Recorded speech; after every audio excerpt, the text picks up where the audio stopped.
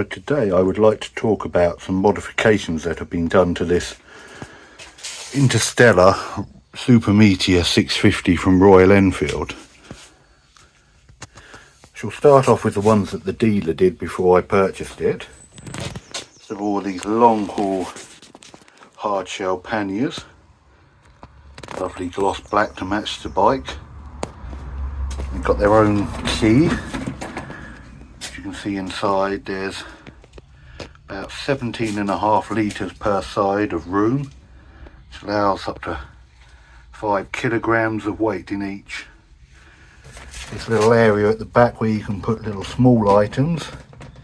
These are all the fixings for the rail. It's got a net so that it stays open. It's an odd shape and they do the job. They lock and they can hold small items. I mean, if you're going to try anything though, I mean, here we go, here's a pair of shoes for example, and as you can see a pair of shoes takes up quite a lot of room, so probably not something that you would use to go away on holiday with. Without a bag, they'd be good enough to put a few items of clothing in and some spares like lubricants and cloths, etc. Drink, I use mine when I go to work. It holds my work jacket and stuff. However, they're useful to have and they look nice on the bike, giving it a bit of a more substantial cruiser look.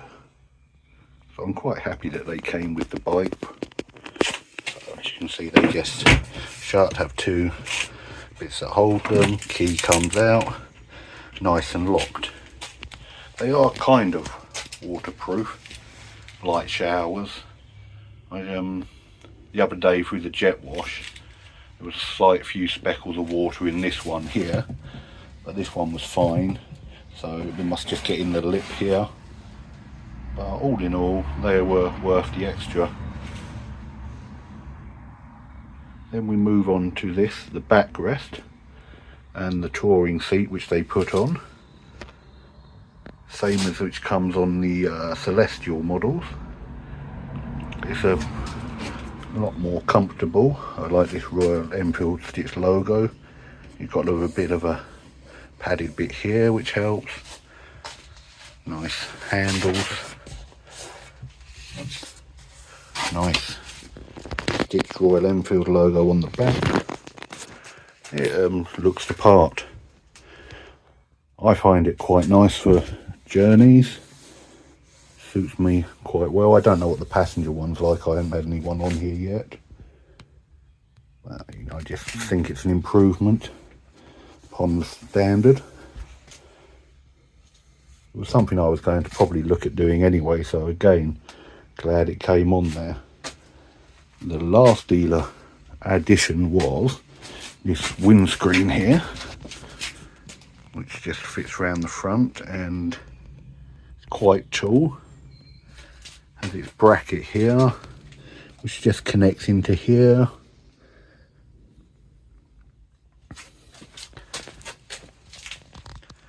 And it does a good job of keeping dead flies off you, a bit of the rain, the wind, a lot of the wind actually. Compared to the shotgun where it was pushing into my chest, this does a good job.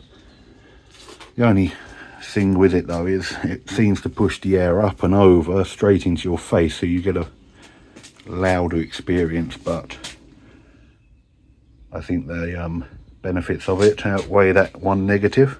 Maybe if you're a bit shorter it would be better for you, but I think it's a useful addition to have.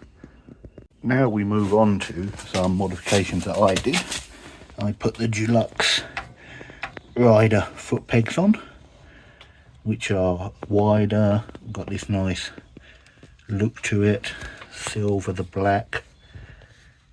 Yeah, they've certainly helped with riding. You get a wider positioning on your foot, you can position it in more places.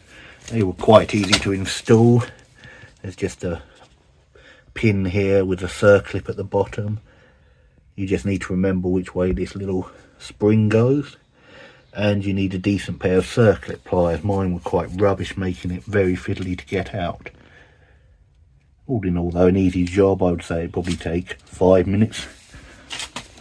I have them for the back, but I haven't installed them yet because it's no great rush at the moment. These ones are slightly different in that there's a spring and ball bearing in there to do, and you need to remove, there's a nut behind here, and that needs to be undone, so they're a bit more complicated.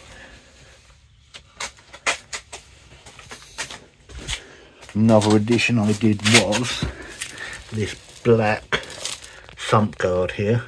So you can see it doesn't stop dirt getting in, but it does protect it.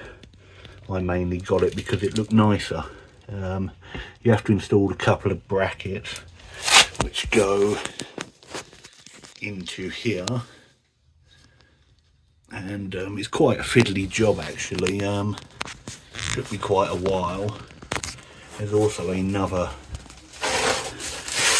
bit that needs to come through under here, and this bolt is a very long bolt which goes all the way through and requires you to twist the nut and the bolt at the same time. I tried it myself, it was doable, but it was a struggle, and then I had to hit the bolt from the other end to get it out. Would have been easier with the 2 people, but it's quite a nifty thing. It's got holes for drainage, and then it's held on with just 4 bolts here. Oh, that's not going to focus, but yeah. So it was a more intricate job and involved getting on the floor. This side, where you have to install the bracket, it's hard to get a wrench in there, and even a torque wrench to do the bolts up at the end. So that's the only negative. There's the other foot peg,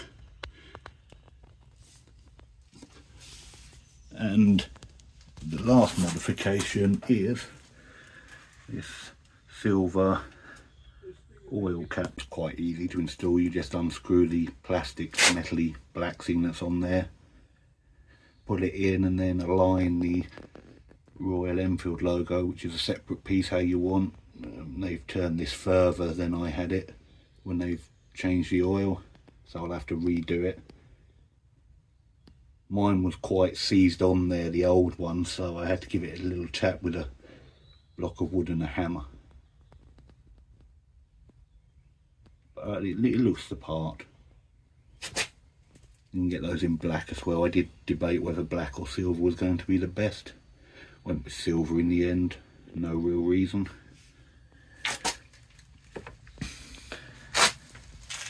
So those are the modifications that have been done to this bike. In time I might do the rear suspension. I don't find it too much of an issue on presetting number 3.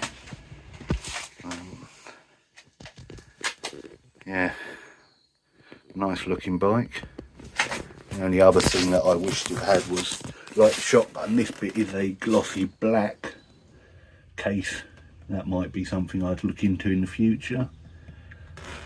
And they're off at the moment, but I had the ultimate add-ons clip-on USB warmers, hand warmers, but in future I think I shall upgrade to a more permanent solution for next autumn and winter. They're certainly handy to have, but they don't just get quite hot enough for me.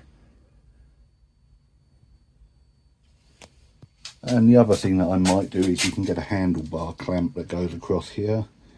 Nice one that matches this kind of powder coated metal silver with the Royal Enfield logo in black.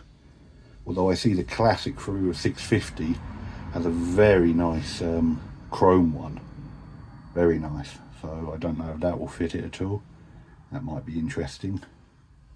But there we go.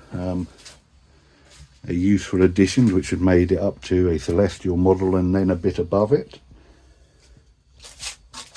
There are other pannier options available aftermarket, but I think these ones are nice because they are sculpted and rounded to match the flow of the bike, especially at the back here. So yeah, so they're my modifications, and they have all been very useful and none that I regret getting. So there we go. So as always, thanks for watching and stay safe and have fun.